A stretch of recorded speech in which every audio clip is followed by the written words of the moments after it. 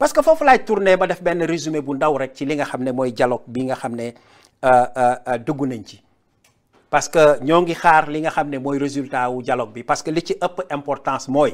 ek lu ñu war a jàpp parce que bu ñu nekkee ci dëkk boo xam ne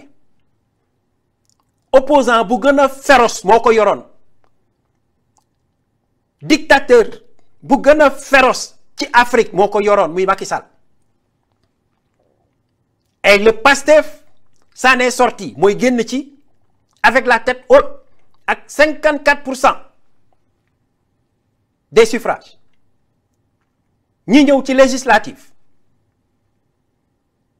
ñu organiser élection yi démocratiquement lépp jaar ci yoon man je pense que on n'a pas un problème politique au Sénégal on n'a pas un problème d'électeurs au Sénégal d'élection du moins au Sénégal ndax élection yëpp a jàll d'une manière vraiment transparente amul benn problème lépp jaar ci yoon ndax kenn taxawul contesté ne kat résultat yi kat demee na boor y a personne kon on n'avait pas un problème politique amuñu benn problème boo xam ne problème politique la mais problème bi Sénégal am et dafa doonoon loo xam ne c'est très facile à résoudre te di ñu dem ci li nga xam ne mooy ay dialogue ak yooyu parce que Sénégal lu ku fi teg programme buy dox dañ ciy jàpp ñëpp ciy jàpp parce que dëgg dafa leer comme ni suñu loxo ndeyjoor leeree ak suñu loxo càmmoñ parce que on ne peut pas concevoir un pays comme le Sénégal mu am lu toll ci 372 partis politiques mais voilà le problème sénégalais foofu la suñu problème nekk 372 partis politiques ci benn dëkk boo xam ne amul sax 18 millions habitants ay partis politiques yoo xam ne papa yaay ak doom la mais nañ dem xool fichier bi ça c'est des trucs faciles à régler président da nga waroon jël un décret ne kat moi ce que je vous propose mooy Sénégal waratuñu dépasser 10 partis politiques et voilà le dialogue mais tu ne peux pas organiser un dialogue dans un cadre général parce que boo jëlee dialogue bi ubbi ko def ko dans un cadre général ne na ñëpp ñëw toog ñuy waxtaan ku nekk taxaw di def ay discours yoo xam ne ça n'a rien à voir avec la réalité de vie des Sénégalais mais la question devait être posée au préalable mais pas ñëpp ñëw sëmbaxloo pour discuter damay anticiper fu mu nekk nii parce que moi c'est ce que j'attends après le dialogue gars yi génn ne ma kat fu mu nekk nii au lieu de 372 partis politiques maintenant le Sénégal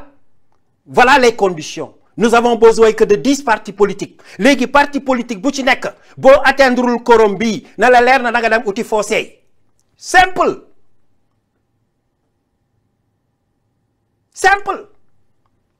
ku ci amul 100 000 voix par exemple on te considère plus ku ci amul 500 000 voix on te considère plus comme parti politique da ngay obligé nga dem seey feneen wala nga tas sa parti parce que lii ça nous retarde ça n'a pas de sens. Moi je pense que moi si j'étais à la place du président man noonu lay doxalee damay teg un décret mais le problème est que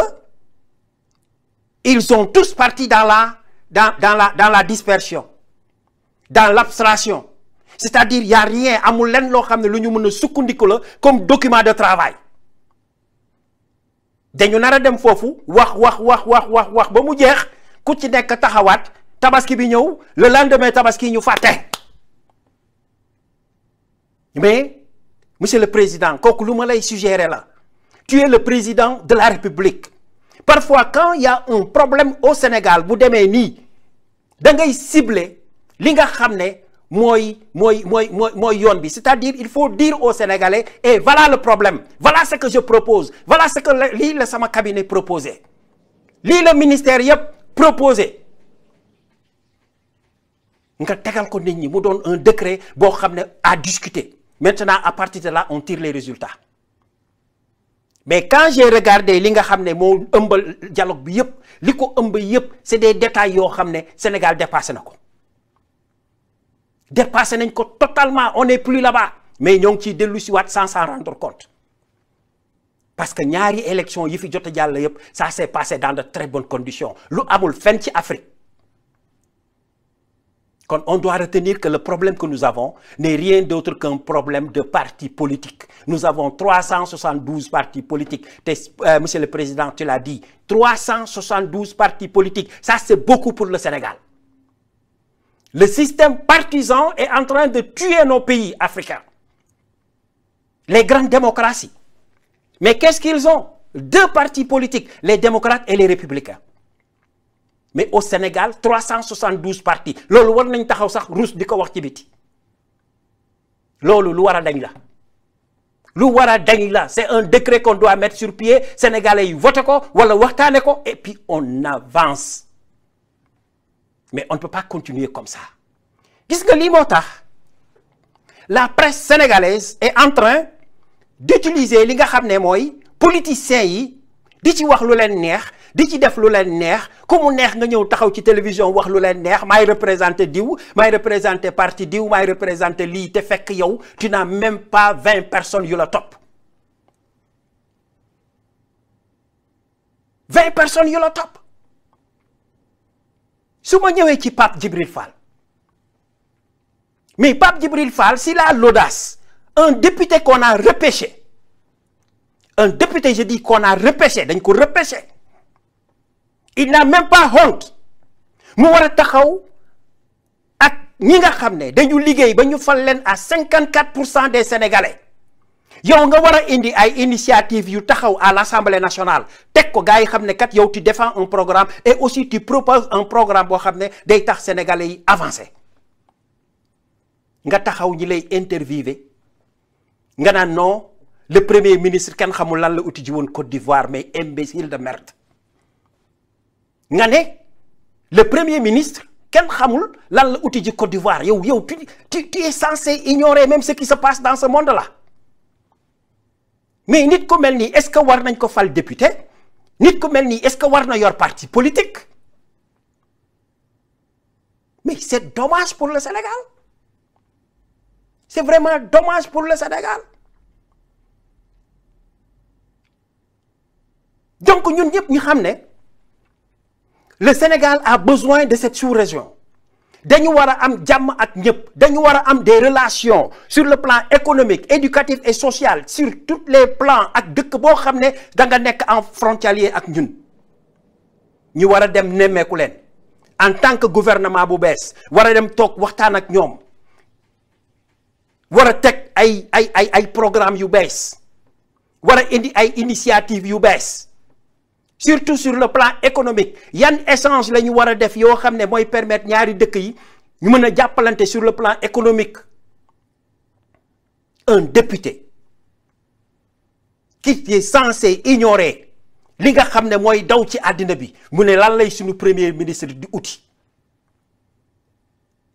pourquoi ñuy jël un jet privé di ko jox suñu premier ministre pour mu génn ci àddina bi mais c'est vraiment dommage. Cela revient à dire que les partis politiques au Sénégal dañ ko war a segg on n'a plus besoin des gars comme Pape Djibril Fall kii fan la ñu jëmee qu'est-ce qu'il peut apporter pour le Sénégal des politiciens de bas niveau ñi leen di bàyyi dans le système ñi leen di bàyyi dans le système koo xam ne dafa fen maintenant léegi il fait des attaques yoo xam ne kenn xamul lu muy nuróol ñu ko war a bàyyi dans la surface politique mu continuer di wax donc monsieur le président moi je pense que c'est un décret que tu dois prendre sénégalais yi ñoo la fal waay 55% jëlal un décret ñu raxas li nga xam ne mooy politiciens yi fi nekk parce que amuñu xam-xam ils connaissent rien de ce qui se passe dans ce pays rien du tout li leen intéressé mooy député la parce que boo amoon jom yow Pape Djibril Fall bu ñu demee ba lay repêcher en tant que député war nga taxaw nga ne kat man on ne m'a pas élu kon du ma jël poste bi je ne le mérite pas parce que kenn falu la dañ lay repêcher c'est honteux nit ñi amatuñu jom amatuñu kersa amatuñu dara lu dul seen intérêt personnel quelqu'un qui ne peut même pas regrouper lu toll ci 20 000 personnes mooy taxaw ne day critiquer ki nga xam ne dañ ko fal à 55%. ki nga xam ne toute l'Afrique a confondu nee nañu kat waa ji ñun buñ ko amoon daañ ko jël utiliser ko mieux même que les Sénégalais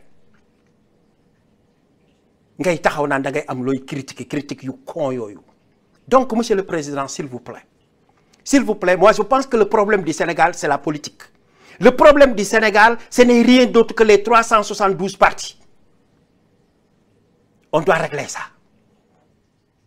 L'autre problème du Sénégal est la presse parce qu'on doit assainir parce que du lu neex waay nga wax du programme bu la neex nga tëral du programme bu la neex nga tëral parce que am na ci des programmes yoo xam ne ça n'a pas d'importance sincèrement parlant quand tu le regardes ça n'a pas d'importance comme le jàkkaarloo de TFM mais c'est des critiques non fondées la ñuy xëy di ko wax guddeeg bëccëg. Pourquoi jàkkaarloo mënul jël benn émission dans l'année sax mu consacrer ko dans l'essor du développement économique du Sénégal?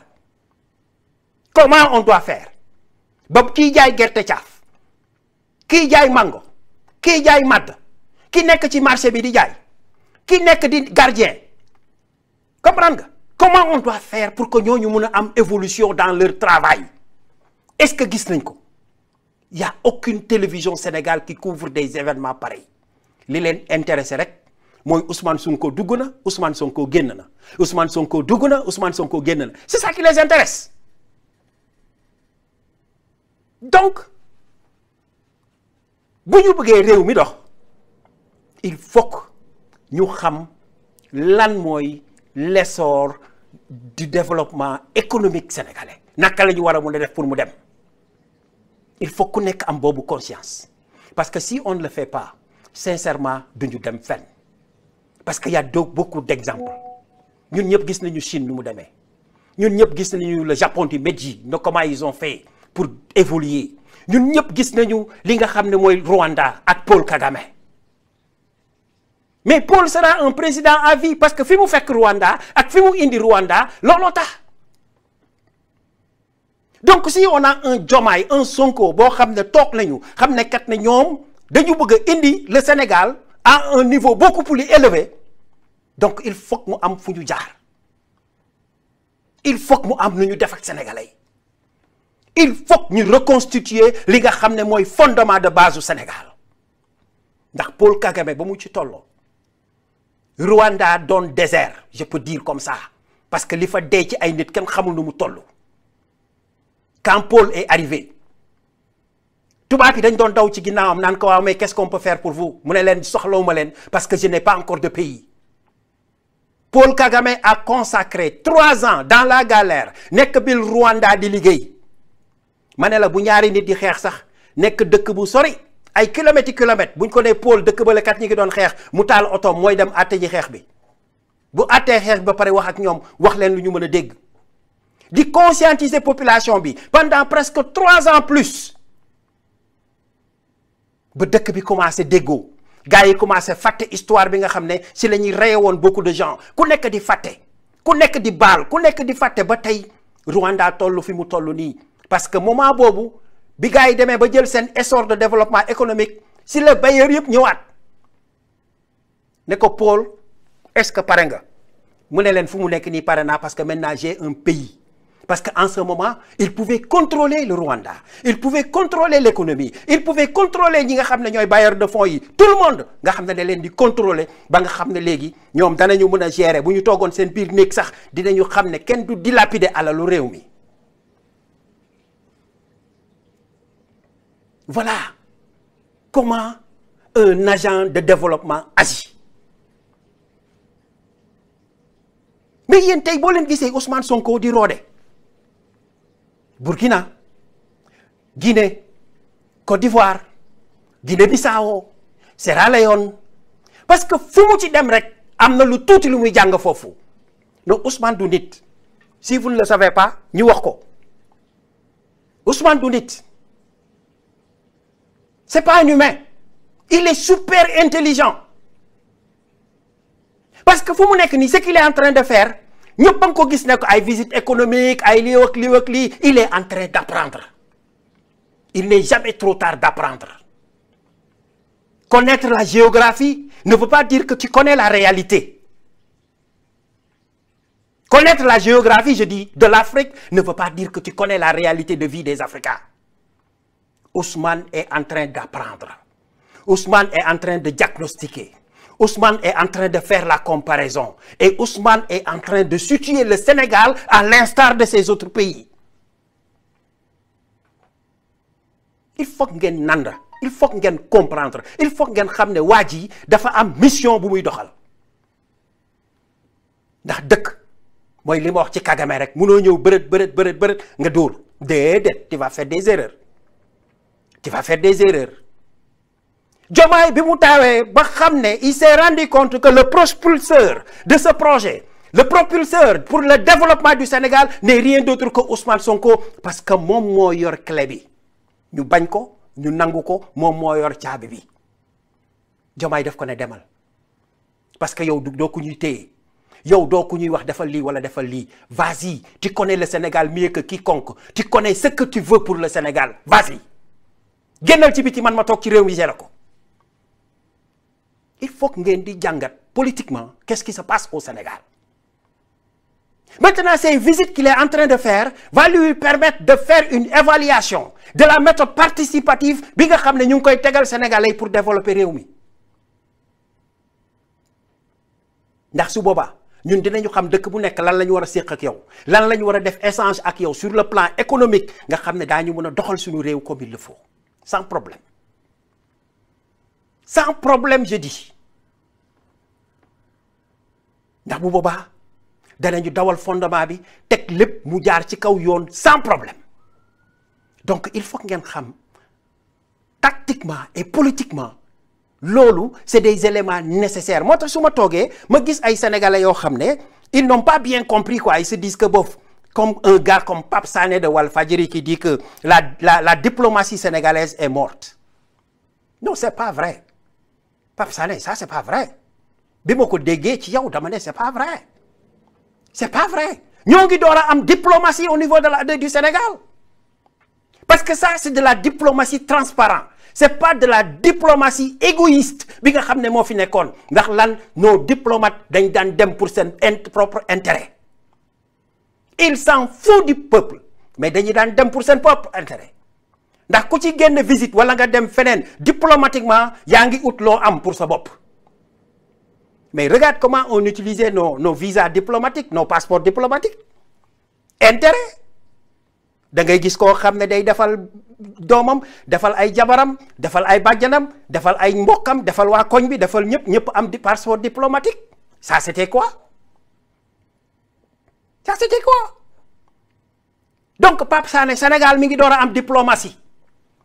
parce que personne ne va plus représenter le Sénégal pour ses propres intérêts diplomatiques loolu dootul amati Sénégal diplomatie bii mooy diplomatie bu wóor mais da ngay xool les ambassades de l'étranger dañ daan jël suñu passeport di ko jaay ñi nga xam ne ñooy étranger yi ay Guinée Malek partout di leen ko jaay ci suuf et vous dites qu'on avait de la diplomatie des temps Pape Sané c'est pas vrai sincèrement parfois il faut bien soigner l'écriture il faut bien soigner ce que tu dis parce que y a certaines choses fi ñu toll nii on ne va pas permettre Mindeuf mu koy wax ci Sénégal on ne va pas l'accepter kon ku ci wax na nga xool li ngay wax bu baax na nga xam li ngay wax bu baax c'est pas parce que jox nañ la micro da ngay toog wax li la neex non c'est pas ça du noonu kon il est temps que ñu revenir sur terre ñun ñëpp ñu dellu si waat sur terre xam ne ñu dénk réew mi am na nu ñuy doxalee am na stratégie bu ñuy teg di ko doxal ce qui me pousse à rentrer ci li nga xam ne mooy Bougane Gueye parce que xam naa ni tabaski jot na mi ngi préparer discours bi mu war a def après julli gi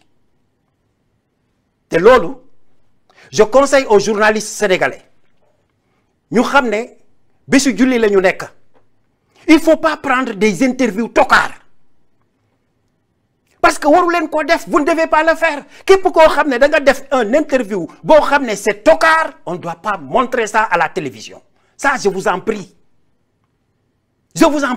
parce que Sénégal dafa am aada Sénégal dafa am tradition bés bu ñu demee ba toll ci li nga xam ne par exemple mooy julli bu ñu jullee ba pare dañuy baalunte àq bu ñu jullee ba pare li ñuy xalaat mooy dem rey xar yi tabaski mbégal jaboot yi ziyaarante waxante lu baax defante lu baax mais maintenant il y a des politiciens qui s'en profitent xam ne jouru tabaski la président war na wax à gauche ñoom it il faut que ñu wax à droite pour contrecarrer te bu ñuy wax du ñu wax bu rafet wax bu ñaaw rek la ñuy wax donc gare à toute personne boo xam ne journaliste nga je vous en prie il faut pas prendre des interviews caduques comme ça le Sénégal n'a pas besoin de ça Sénégal soxlawu ko Sénégal li mu soxla mooy ñu baalonte ak jàmm ak salaam maintenant pour le cas de Bougane Gueye qui est en train de dire que les Sénégalais sont en train de souffrir Sénégalais yi ñu ngi ci ay tolof-tolof Sénégalais yi ñu ngi ci lii Sénégalais yi ñu ngi ci lii est-ce que vous savez qu'est-ce qu'il est en train de faire ce n'est rien d'autre que de la lamentation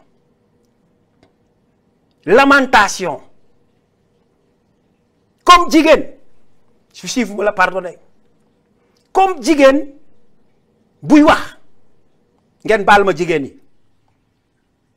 mais noonu rek laa ko mën a assimiler c'est de la lamentation parce que am naa gëléem mi ngi gànnaar cela ne veut pas dire que am nga gëléem Bougane toute personne peut critiquer ce gouvernement-là sur le plan économique ba mu des yow quel que soit fu ñu munti jëlee alal bi ñu toogee ci réew mi ba léegi dégguloo ñu ne kat on a un problème de salaire bi ñu toogee ci réew mi ba léegi dégguloo ñu ne on a un problème vraiment économique pour que sénégalais yi amuñu ceeb wala amuñu diwlin wala quel que soit le prix sénégalais yi manqué wuñ ko xëj na kañ dañ dul am luñ ko jëndee te quand je le dis peut-être ñi nga xam ne liggéeyuñu te ñoom dañu war a uti liggéey ñoo amul luñ ko jëndee mais Sénégal mi ngi nekk ci li nga xam ne moom la ñuy wax autosuffisance alimentaire ñu importé ko ñu defaree ko Sénégal manqué wuñ ko mi ngi ci biir réew mi kon Sénégal xiifuñu travailleurs yi nga nekk sur le plan public di liggéeyal état bi yaa ngi liggéey di percevoir ce salaire quel que soit alpha foo ñu jëlee xaalis bi nag c'est pas important parce que boo nekkee kennu mbaar gi yor sa famille kenn du la laaj foo jëlee sa dépense parce que ku la laaj foo jëlee sa dépense daf la yepp gaa yi ngi liggéey bu baax a baax yow nag accélération bi nga xam ne moom nga soxla duñ la ko may tey duñ la ko may ëllëg le Sénégal va aller sur des bases sûres yoo xam ne daf ñuy wóor ne bés bu ñu eggee ci croissance bi ñu jëm y aura personne boo xam ne dina toog fii di jàmbat ne diw sàcc na alalu réew mi wala kat naan importation bi ñuy importer à l'extérieur bëri na dañu bëgg a teg lépp ci kaw yoon ba nga xam ne lu bëri ci dëkk bi lañ koy bëyee ba nga xam ne lu ñuy lekk lu bëri ci Sénégal lay jóge ba nga xam ne sunu alal dañ ko sàmm ba nga xam ne kenn dootul sàcc alalu réew mi di ko dugal foo ko warul dugal loolu il faut mu leer il faut que mu leer nañ kon Bougane Gueye tu n'as pas ta raison d'être même bay wax ci li nga xam ne mooy politique u Sénégal Bougane ñaata société nga fermé ana joni ak yeneen yoo xam ne ay société la yoo xam ne yaa ko moom mais c'est des sociétés qui n'existent plus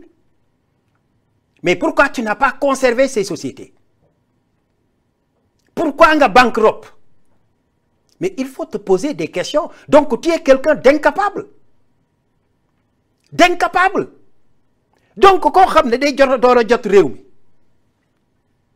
koo xam ne ñu ngi koy door a jox réew mi mu maintenir balance économique bi balance autosuffisance bi mu maintenir ko nga bëgg a taxaw di ko critiquer naan kat moo waroon jox xale yi liggéey mais ça c'est de la pure merde. Bougane, tu ne respectes pas les Sénégalais et tu ne te respectes pas toi-même. Bougane, quel est le plan? Qu'est-ce que tu proposes à ce gouvernement? Nit ki kañ boo wóoloo sa bopp da ngay ñëw ak ay propositions. Tu vas dire à ce gouvernement kat attention man kat li ma xalaat boo leen defoon nii ak nii ak nii sincèrement parlant dinañu mën a dugal lu toll ci 10 000 personnes yu liggéey. man kat su ma état bi jàppale woon defal ma lii ak lii ak lii dinaa dugal 20 000 personnes yu liggéey mais c'est ce que nous attendons de vous. yow yaa am xam-xam yow yaa xam ni ñuy liggéeyee yow yaa am inspiration sur le plan économique yow yaa mën a def lépp yow yaa ki xam lépp mais sincèrement parlant affaire bi du bàyyi ba umam bi xibbo ba pare nga dem taxaw wax sa ay sottises. C'est pas comme ça du noonu la ñuy doxalee réew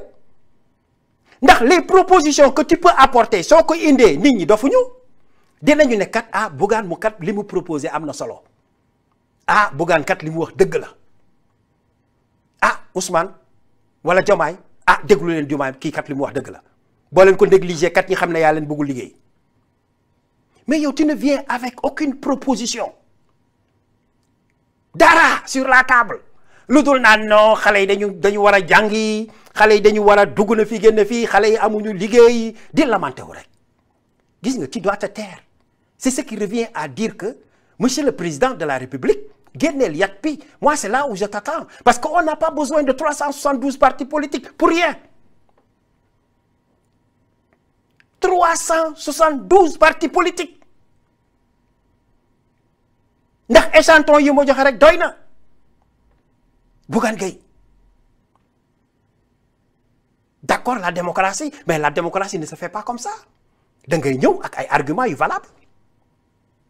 Bougane Gueye waroon na mun a taxaw ne kat l'exploitation bu ñu war a def sur le plan économique au niveau de Thiès ou Diourbel nii laa ko gisee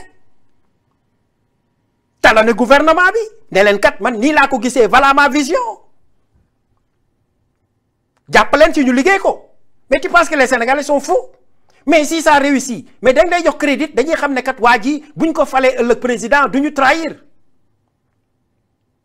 mais nekk fii naan am naa gëléem mi ngi gànnaar mais merde en fin de compte bu leen ñu sonal quoi Pape Djibril Fall xam nga bu leen ñu sonal yéen Bougane Gueye bu leen ñu sonal vous n'êtes que des politiciens immatures bébé éprouvette ngeen yéen doo leen dara. Sincèrement da ngeen war a changer wala ngeen noppi définitivement regardons encore sur le dialogue ñi nga xam ne par exemple ñoo ñëw ne ñoom dañuy contre dialogue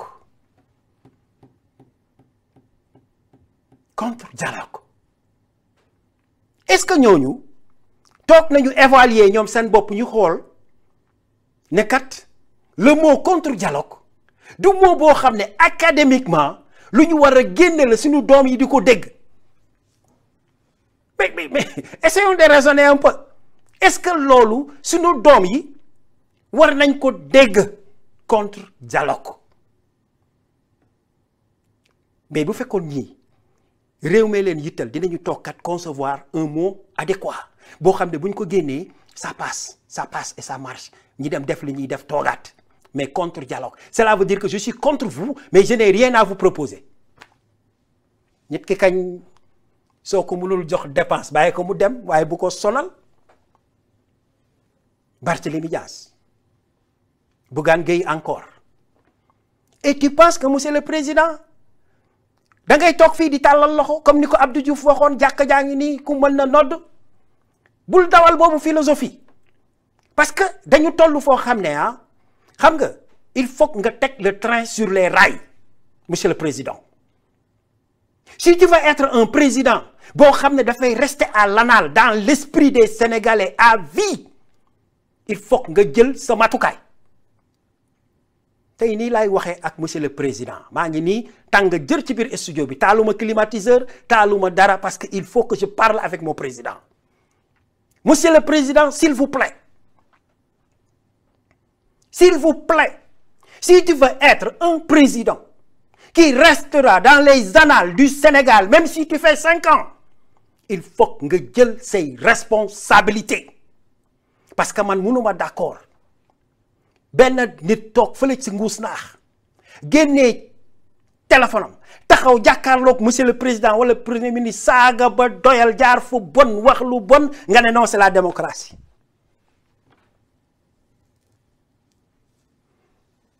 c'est la démocratie nit ki ñëw toog Amérique jàmb ba mu neex ko sànni nga ne noo kii lii la am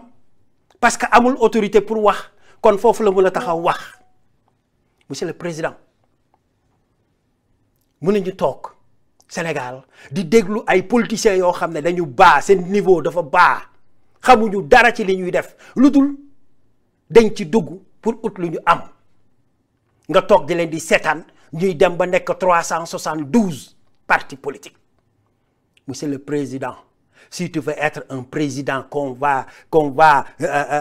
di ko fàttaliku pendant ay ati monsieur le président il faut que décret yi wàcc vous avez da ngeen maslaa ba mu ëpp te maslaa ba mi ngi génn dayoo il faut que décret yi génn il faut que décret yi génn il faut que mu génn parce que si tu ne le fais pas bof le Sénégal boo leen may too much liberty they will do whatever they want to do te doo ci mën dara léegi di nga dem foo xam ne da ngay toll foo xam ne dara nga ci dul mënati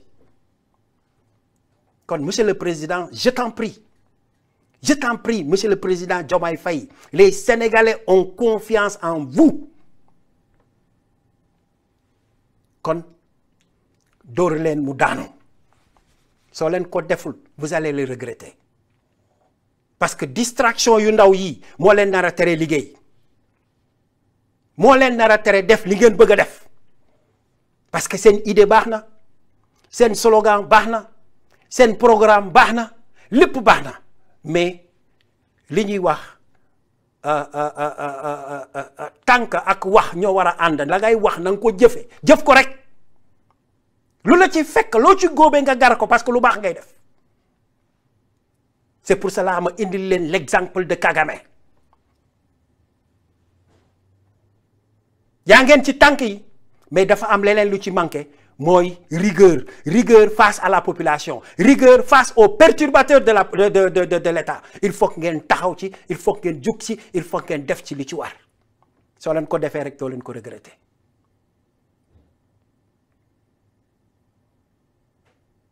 donc je pense que il le fallait mooy seen ndéwénal ci tabaski bi maa ngi nii ci studio bi tàng jër mais il le fallait ma taxaw waxtaan ak sénégalais yi waxtaan ak ñi nga xam ne ñoo yor réew mi ñu xam ne rek il faut ñu teg affaire yi ba nga xam ne sincèrement parlant sénégalais yi danañ ci gis seen bopp comme il le faut parce que c'est notre souhait le Sénégal dafa war a développer Sénégal dafa war a dépasser fii te donc am nañu tous les atouts pour le faire maintenant on doit un peu accélérer la cadence comme ki nga xam ne mooy Mimi Touré ni mu koy waxee. am na beneen information boo xam ne aussi bëgg naa ci waxtaan tuuti quoi parce que des occasions pareilles il faut que j'en profite parce que quand je suis dans c'est pas normal parfois je n'ai pas assez de temps pour wax li nga xam ne moom laa xalaat parce que dama koy séq ak samay naataango et aussi je les laisse parler waxuma ak état d'âme je suis bien dans mon studio y a pas de problème parce que tey je dois rendre hommage à mes frères togolais parce que ñoom it ñi ngi ci guuta boo xam ne il faut ñu taxaw ci ñun ñëpp jàpp ci parce que le 6 juin ñoom am nañu benn marche kon sénégalais yi jàpp leen ci quoi sincèrement Togo a besoin de notre aide sincèrement ils ont besoin de ça Macky Sall ak ONU Macky Sall ak Union africaine Macky Sall ak ONU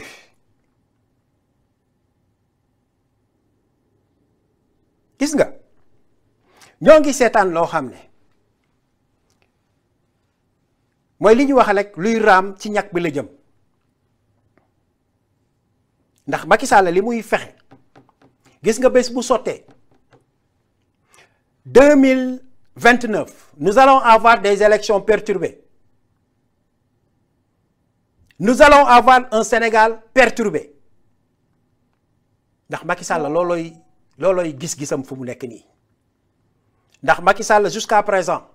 il y a beaucoup d'argent boo xam ne mi ngi seen loxo ñu koy distribuer ci réseaux sociaux yi gars yi di génn di wax sénégalais yi lu kenn xamul di yekk sénégalais yi lu musul am ay saaga ak lu kenn xamul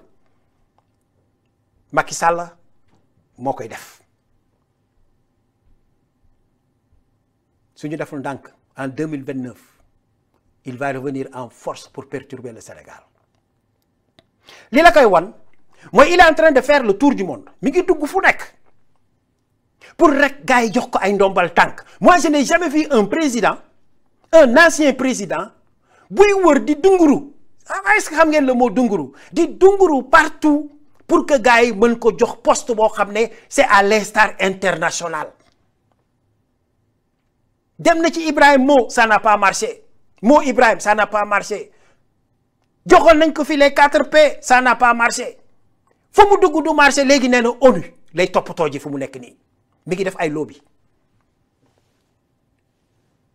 et on ne sait jamais. Imagine on dit aujourd'hui que Macky Sall est le secrétaire général de l'ONU gis nga doole boobu mu nar a am doole boobu la nar a ñëw xëpp Sénégal en 2029 parce que Macky dañ ko fekk foo xam ne doyalagul ñu jël ko ne ko baadoola du ñëdd bool duñ ko bàyyi muy ñëdd bool bi dañuy rocci bool bi ci loxoom ñuy rocci ko muy souffrir boobu ba léegi Macky Sall mi ngi souffrir parce que doyalul ci présidence bi. Macky Sall n'avait jamais imaginé ne un jour il va quitter le pouvoir jamais musu ko xalaat looloo tax on doit faire très attention xam nga jàppal bàyyil bi ñu nekkee Sénégal la ñu war a arrêter Macky Sall ce qu'il mérite mooy que monsieur le président de la République ma dellu siwaat ci yow tu dois faire un décret international mandat international d'arrêt contre Macky Sall parce que Macky Sall non seulement il doit nous dire où sont passés nos 4000 milliards yi nga xam ne FMI décaissé na ko te kenn xamul fu mu jaar ba léegi. D'après les audits nous savons que tous les projets que Macky Sall a mis au Sénégal dafa doon ay projets yoo xam ne dañ ko surfacturé lu ñu war a lijjanti. Nous tous on sait que Macky Sall domaine national bu Sénégal bi lu ko neex la ci def gars yi dugg ci def lu leen neex ay farbaak tout cela kan la Macky Sall parce que c'est lui le président c'est lui le responsable. Et avec Macky Sall on a vécu ce qu'on n'a jamais vécu au Sénégal muy 85 Sénégalais yoo xam ne dañu ndax saay kenn xamul fu ñu dugg ba léegi dañ leen rey Fulbert Sambou Didier Badji ñooñu ñëpp ñu jël leen rey leen mystérieusement sànni leen kenn xamul fu ñu nekk ba léegi loolu yëpp Macky Sall est au courant parce que li la koy wan la gendarmerie jusqu'à présent n'a même pas fait un acte boo xam ne sénégalais yi mën nañ ko reconnaître par rapport ak décès ñaar ñooñu rien du tout donc cela veut dire que ça a été vraiment déguisé. Beneen affaire lii nga xam ne mooy affaire u Adji Sarr ñun ñëpp on sait que c'était de la manigance c'était un montage yooyu yëpp nekk fi ñun ñi war a toog en tant que sénégalais di seetaan Macky Sall dem di briguer des postes internationaux ñi toog di ko seetaan ndax fu mu rëccee lay wut donc monsieur le président je reviens encore sur les décrets que tu dois signer président Diomaye jël sa responsabilité président Diomaye s'il vous plaît jëlal sa ay responsabilité Macky Sall ne mérite qu'un mandat d'arrêt international je dis ndax dafa yàq suñu réew dafa yàq suñu ay valeurs li mu yàq dafa bëri donc il est temps que ñu arrêté ko même buñ ñu ko dul indil Sénégal que tout le monde sache que le Sénégal a mis li ñuy wax mandat d'arrêt international sur le dos de Macky Sall et vous allez voir ça va apaiser beaucoup de choses parce que ñi sàccoon yëpp dinañu daw si waat ñëw ci réew mi parce qu'ils seront personnes non grata partout où ils sont.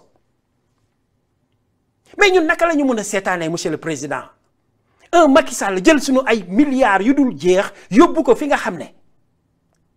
mooy Maroc di ci ubbi ay société di ci fay ay hôtel jël xaalis boobu di ci fay ay impôt fi nga xam ne foofu la nekk muy Maroc di dund ci palais bu rëy nekk ci lu ko neex ñi toog di ko seetaan donc ce qui revient à dire que monsieur le président de la République s'il vous plaît ñun ñëpp xam nañ ne xarañ nga ñun ñëpp xam nañ ne nit ku baax nga ñun ñëpp xam nañu lii mais l'État c'est autre chose du loo xam ne looy toog di ko négocier la wala di yéexal wala di tardel da nga war a def un décret international mandat international d'arrêt sur Macky Sall su ko defee ñu noppalu ou sinon ça je vous le dis aujourd'hui je ne sais pas si je serai là en 2029 mais je vous le dis aujourd'hui et prenez note parce que si on laisse Macky Sall briguer un mandat sur le plan international nous allons payer en 2029 parce que li muy wut fu mu nekk nii mooy fu mu mun a làqatu ba nga xam ne kenn du ko tegal mandat d'arrêt international mais pourquoi pas ndax bu ñu demee ba jàpp ki nga xam ne mooy Sora Mansour Faye qui était très proche de Macky Sall ñu jàpp ki nga xam ne mooy Farba Ngom proche de Macky Sall ñu jàpp ki nga xam ne mooy Tahirou Sarr proche de Macky Sall ba pare ngeen ni yéen Macky ñamul ci soosu cere bi come on je pense que fii sax laa war a arrêter parce que j'ai tout dit quoi sincèrement parlant j'ai tout dit et j'aimerais bien que monsieur le président xam nga déglu Sénégalais yi par rapport à ça parce que loolu c'est ce que nous attendons nous tous xam nga on sera patient avec tout lépp loo leen teg loo leen wax on sera patient mais l'urgence est que aussi Macky Sall on doit vraiment mettre un mandat d'arrêt sur lui parce que lu baax la suñ ko deful nous allons payer en 2029 parce que xalal ji muy tasaare ci àll bi nii di dugg di voyager fu nekk avion privé fu nekk